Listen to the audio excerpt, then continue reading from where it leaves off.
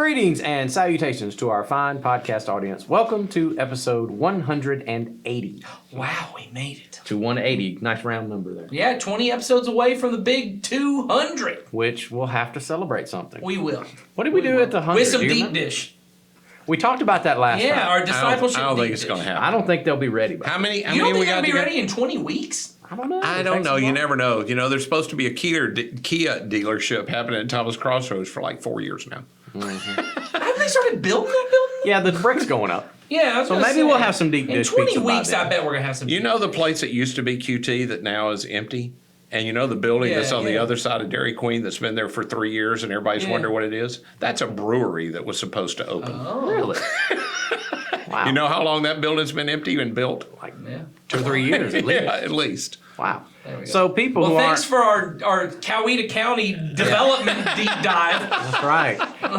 That went off the rails. I'm in a sorry. hurry. Let's start over. No. No.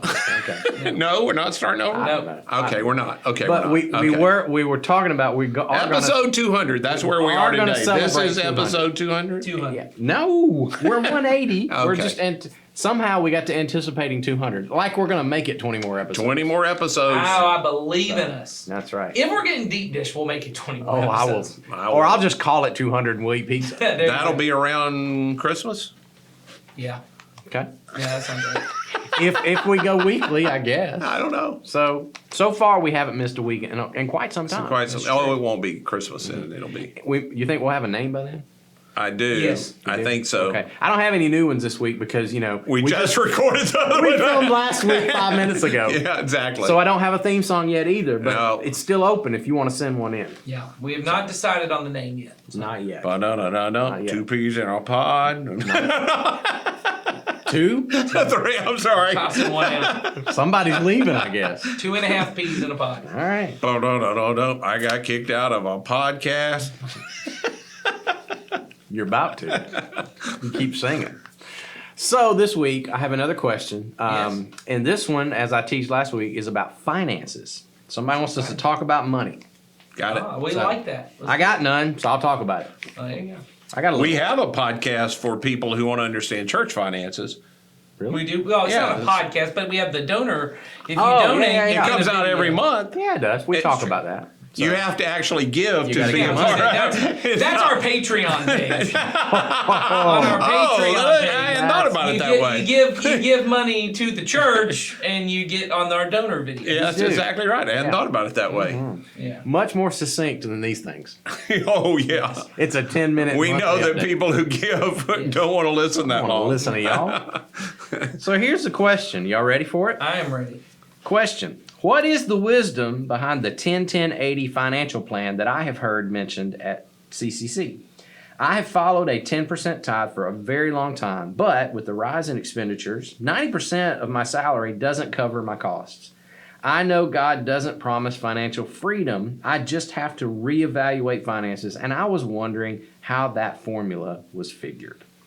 Well, I'll say this. I think God does promise financial freedom. Ah, okay. But he does not promise the American dream. Yeah. Yeah. And there is financial freedom that is better than the American dream. Yes. But you have to decide that Jesus is right. Well, by that we mean the wisdom of Scripture is right. Yeah. You know, there's a line that I noticed yesterday when we were worshiping together in a song that we've sung forever, and I had never really put this together. There's a line that says, "I trust in your word enough," and that's the key word, to put your kingdom first. And it doesn't. I love the line is honest enough. I trust enough to do what you said. That's a great line. Yeah. And that's really where it comes to with money. You know, money is the one area that it was the toughest area for me to get figured out when I first became a Christian, because I was raised by a person who was very wise about money, but was not a Christian at the time. He taught me about money. And so I understood about saving money, and I understand about using money. I understood about leveraging your savings. I understood about those things.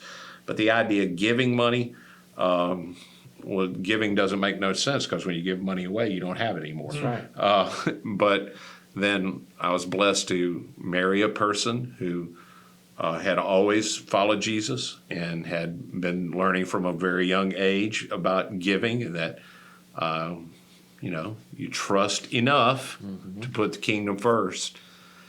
And that's the first step. And a lot of people get that step, but they don't get the next part of it, that God will provide enough money for you to have what you need. But it might not be the dream. Yeah. It Or might- what you think you need. Or what you think you need. Yeah. And I know that our culture has conditioned us to, because we are in the United States, we are a consumer culture. It feeds us to want a bigger. Even if you have a little, Yeah. you want a bigger. Yeah. And there are things that are more important than that. So you can have enough to have financial freedom. You may not have enough to have the things that everybody tells you you need in the United States, but you and your family will be okay. The amount of money that I have made in my life, and I know even when we were real, people would think, I've never made the amount of money that churches for our size would pay a senior pastor, and that's been intentional.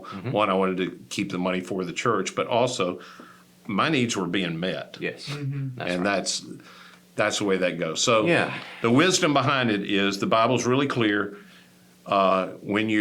So that 10%, it's about keeping you in financial freedom. Well, That's the purpose of the 10-10-80 plan, is Yeah. to keep you in financial freedom. So just to clear the deck, so if you're listening and you're thinking, I don't know what 10-10-80 is, let me just explain it. It's just a system we sort of taught around here for years now, just as a guide to help people. And it goes, the first 10% goes to God. It's for giving to God's work in this world. The next 10% is for the future. I save, I put some away so that I can, be wise and steward of what I have. And then the 80% that's left is what I live on. That's right. That's just a simple guide that we've encouraged people to follow, because a lot of times people come, and I say from experience, this is my story. I came to this church as a young man who had just gotten married. Literally, my first Sunday on staff at this church was the Sunday after I got married. And my wife and I, we had no financial plan and didn't even realize we didn't have a financial plan. Hadn't even thought about it. And so it happened to be, I got hired on in January, and we were doing a money series. I used to teach it every January. Every January for a long time. And so we're sitting in church, a newly married couple, and we heard Ed talk about the 10-10-80 plan. And I remember driving home, and my wife looked at me and said, well, that's a plan. That's as good as any. I said, well, when you got no plan, that plan's as good as any. So let's do that plan. And she said, okay. And my wife is so super disciplined. She's the one that handles the money in our marriage. And she's always been good at numbers and money. And so she said, let's do that. And so we did. And it has become the guiding principle, not the rule of our life, but a sort of a guiding principle for us. And I can say that it has led us well. So that's what the 10-10-80 plan is. So I guess the questioner wants to know, So I'm going to have to guess a lot at what Yeah, the me too. person says. I've always given 10%, but God doesn't promise financial freedom. I'm guessing, I'm trying to read between the lines that there is some tension in their finances. Well, they were talking about right now, because of the way the economy is going. They feel like that what they have left over is not enough. And it may very well not be Yeah. for what you have, for where your lifestyle is. And I don't mean that, and it doesn't mean you're living in absorbent. It doesn't mean you're living in. The problem when you try to adjust your finances to your lifestyle is that your lifestyle is always going to demand more. Even when you don't, whether it's the economy that demands it and you didn't even know it was happening because everything went up in price. When you have no margin, you're going to always be pushed to the limit. And in our country, because borrowing money is pretty easy for most people that maintain a job, you can get a credit card pretty early, pretty easy, and then you can spend 110, 120, 115% of your income, and then you literally live out the truth of the scripture that says the borrower becomes a slave to the lender. And what you find out is now I've borrowed 120%. whether it's in student loans or whatever it is, and I don't have any margin. And no matter what I do, I try to honor God with this 10%, but as the economy pushes or debt load increases or I have something happen, it overcomes. That's why that other margin of the other 10% is so critical, where you have an emergency fund, you have some buffer in there that you can adjust over time. And so what I'd love to offer to the person is we have lots of resources to help that's beyond this, that we could help and personalize people that are willing to talk you through how to get free on this. But you're gonna have to let us know and come out of anonymity a little bit. But we would, if you'll ask for it, we have ways to train you on that. And there may have to be times where you adapt from what is currently a 90-10 plan, it sounds like, to you work some ways so you can get some other buffer in there to get to the place that you get where you are not spending more than you make. Yeah, and I know, and just to be honest, I know that sounds impossible when you're in a situation It like is. that, because I've talked with people about that, and if you feel like 90% is way less, then someone coming in and going, well, now you need to live on 80%, it just sounds like that's ridiculous. Yeah, I'm not going to be able to do I it. can't do that. And so what I always try to encourage people, you're in the midst of a process. You are. This is not a switch that you can turn tomorrow. Yep. But you can grow into that plan if you're not yet there. And so there's a level of patience that needs to be employed in that. There's a process that you need to undergo, and know that God is honored by the process. And there may also be the other part that I think most people need, even asking the question and then coming out of anonymity and getting some people around you. It is the benefit of having, we're always saying this isn't a personal, private relationship. Money feels very personal and private. But if you'll step in and let somebody help you, hold you accountable, and I don't mean accountable like, oh my gosh, you spent too much, but just saying to you, hey, your goals are good goals, where you want to get, to help buffer out the patience financially, because there's very little in the American culture that wants anybody to be patient financially. It demands immediate gratification at every turn on everything. Because there are hard decisions to be made often in that Yes. process, and it may not be that you're ready to make all of those hard decisions. And we talked about this on the last podcast. There's no coercion going on. No, there's nobody going to stand over you and force you to make a decision It's you're your not money. ready to make. It is. Well, we believe it's God's money. Well, it's all God's But He's money. given you the freedom to do with it what you will, and But at the same time, I also tell people, until you make some of these decisions, you're going to be where you're at. Yeah. And so it's one of those things that you've got to grow into. So.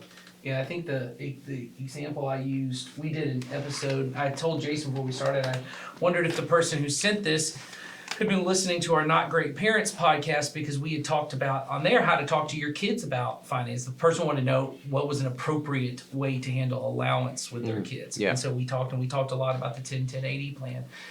And I said, just from a biblical standpoint, often people talk about money. In America, we get it really backwards, because you end up talking about it in church, and the thing everyone ends up always saying is, now money's not evil, right? It's the love. The Bible says the love of money is the root of all evil. And so anytime you start talking about, hey, you need to be careful, you might be, well, money's not evil. It's the love of money. And I don't love money. I did just have to defend it to you as not being evil. I don't love it. I'm just defending it, right? And what ends up happening is a lot of us end up getting to a place where we start to think, well, I don't love money, so it's not a problem. Yeah.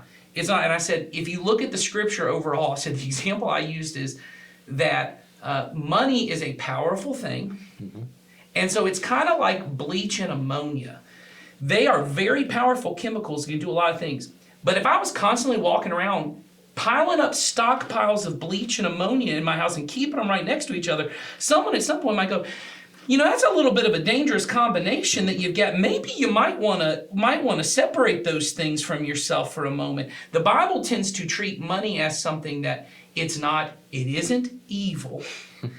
But holding on to it as if it were the thing that were going to fix everything in your life is a dangerous combination. In fact, James says it is a corrosive thing. He says your wealth, the piles of your wealth and your jewelry, the corrosion of your, I think he says the corrosion of your jewelry and the moths that have eaten away at all your stockpiles of clothes, they will be the judgment that will be piled upon you. Jesus then talks about this idea of a man who builds up a barn to take care of himself. Then he goes, you know what? I need a bigger barn. America is a world that we think the goal is to have the biggest barn. Well, and our elders, and this has been an impactful conversation for me because I've come back to it many times. One of our elders, who's older than me, brought up in one of our Bible studies where we study the Bible together about how much do you think about money?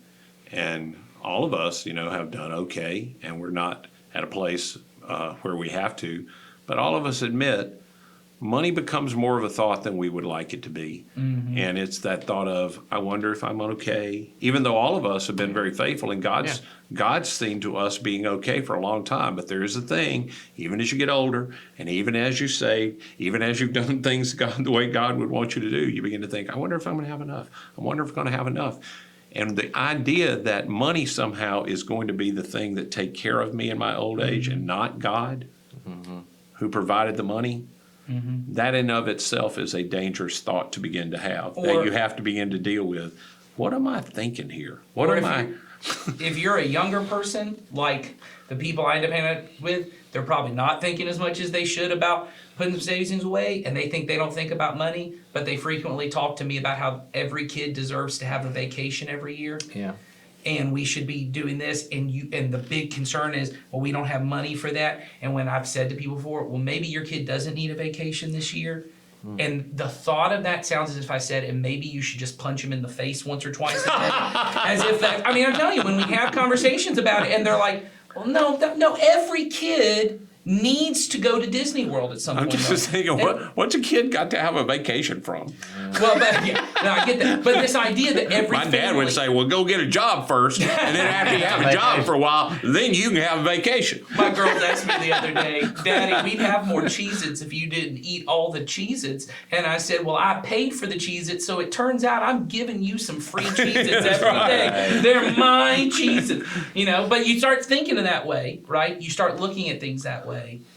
And the promise of, this is why I always get back to when you say, I don't really love money, but you do love vacation. Mm-hmm. Because you told yourself, I got to go to the beach a few times a year, and that does cost a little bit. Man, Airbnb's going up, and gas is going up, and the out to eat there is this long time spiritual discipline in the Christian tradition known as simplicity, which is an idea that just is, and when I say that, a lot of people end up thinking of Quakers and the Amish, and I think about, there is a Quaker theologian who used to talk about, there's this idea that the line between needs and wants are a lot closer than we think they are. And he says, the moment you step over into want, there really is no difference between spending $50 and $5,000, because once you've said, well, I don't really need this, I just really want it, you start stepping over. Now, I'm not saying that you never spend money on things that you want. I think it's a little bit like having bleach and ammonia nearby, and you go, I need to think through every time I'm going to pour this out. What am I pouring this on? Because you put bleach and ammonia together, you got mustard gas. Yeah. And it becomes toxic and corrosive.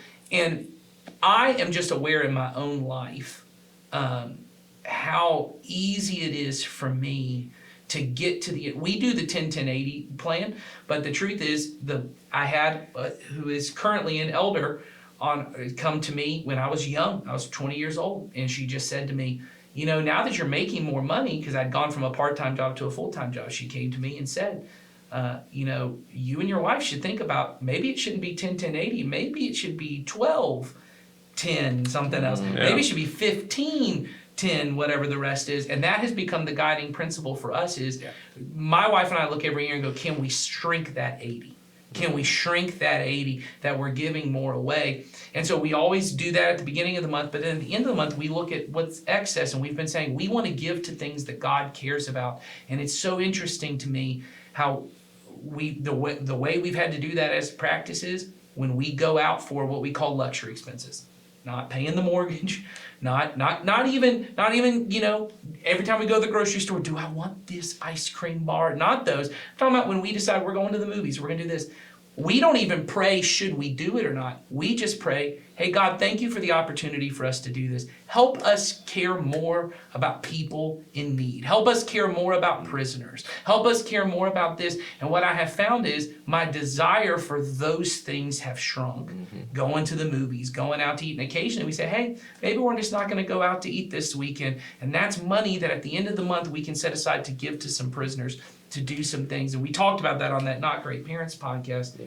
Because the financial freedom that Jesus promises is not financial freedom to make sure everyone gets to go to Disney World and everyone gets to go on a cruise. The financial freedom is the financial freedom to be the kind of person who everything I get, I go, oh, how can I bless someone else with this? Because I got to take care of my kids. God gave me these kids. I got to pay my bills. It's the freedom from being beholden to finances. Yes, that's right. That's what I would say for That's me, right. because I said earlier, my wife and I adopted the 10-10-80 as our starting point. Right. And we have had the same experience you Yeah. just described, Nathan. As we have grown, our income has grown, that percentage has, has changed over the years. Sure. The thing it has done in me, and I think this is why, this is where the wisdom for me comes in, and I think this is why the scripture leads us in this direction, is because the longer I have lived underneath that system, it has shown me in tangible ways, and it has, to this point, convinced me that we live in the kingdom of God's Son, which is not a kingdom of lack. It is a kingdom of surplus. Yes. And the more I've lived under that system, the more it has been impressed upon my heart, because I'll be honest, that thing is hard for me. Because of the way I'm built, I always wonder, is there enough? Is there enough? And that's been the struggle of my whole adult life, of when I feel the opportunity to let go of something, there's a hesitation in me. Yeah. There's always that hesitation. Yeah. But if I let go of this, is there going to be enough for me? And the more I've lived under that system, the more I've become convinced of there's always enough. That's right. Always enough. And it has helped me loosen my hand Yep. on things. And not just in tithing. I'm talking about other things. I'm talking about, when I have an opportunity to bless another family in this church by paying for a meal for them, or bless somebody who is going through a tough time financially, and I can meet that need. That's right. And then I step in, I go, but if I let go, yeah, there's enough. There's enough for them. There's enough for me. That's right. There's enough for you. That doesn't mean I'm stupid and indiscriminate, No. but I live with that. We've talked about it around here, that open-handed That's right. posture toward God. It has grown that in me more than anything else in my life, and it has been a good thing for me. And I think in the end, that's what God wanted for me in the first place. I agree. And it is the one area I just say to people all the time. People always I want to know that God's real. I want to know that He's involved in my life. Yep. It is the only place that we're invited to test Him. Yes. Yeah. If you want to know that I am actively involved, test me in this Yep. and see. And it's the full wisdom of God, and that Mm-hmm. you can do that. And the side that I have control of my finances is really on this thing of, as the economy. I don't really get to do anything on the economy. I can vote, but let's just be honest. How much does that matter? I do it. I'm not saying I don't do it. I do it. But in the end, they're going to do what they do. Yeah. And the world situation is going to do what it does. I can control my desires and my lifestyle. And that's the financial part that I can always make sure I live within my means, while also I want to be a person that is like my God, who's generous. No matter how little or much I have to offer, I want to be a generous person. And the number of people that I've met through the years, as we talked about helping poor people, and we made a big effort on that, which we're going to spin back up here in the days ahead, that want to. I mean, their heart is for it, but they've bought into the American dream so much, their heart's for it. They just can't literally be for it, or they're going to lose their house, or they're going to lose a car, or they've spent 120% of what they make. They're way over the top. They love to help, or somebody in their small group gets sick and they say, is there something we can do? Because what they know is there ain't nothing I can do. Yeah. I can't. I feel generosity, but I can't really be generous. This plan will lead you to the things God put in your heart to be true, that you can live free of the control of the God of money. And Jesus does call money a god, a competing god. It is. I can be free of that. Yep. So that's the wisdom behind it. And I would say, just to echo again what Ed said earlier, whoever sent us this question, or if in this conversation it has sparked something in you to want to know more or to want to get some help on working through that process of becoming more financially free, man, reach out to us. Talk to us. We would love to help. We have resources that would be helpful to you. We have people that would love to walk with you. Again, not in a coercive, pressure-filled kind of way, but just to say, hey, let's take steps and figure out the process so that you can experience the kind of life that we're talking about. And you do not have to be a part of Community Christian to access that help. That's you don't right, have to ever attend here. Or You don't give ever here. or give money here Nope. or any of that. And if you think we're doing it for the money, I always say to people, you ought to start giving money somewhere else for the sake of it's an active spiritual practice God invites you to do. Yep. But if you doubt that our motives are clean, don't give Community Christian any money. No. I get that why you would doubt it. We're good. We're in a kingdom of surplus. That's exactly right.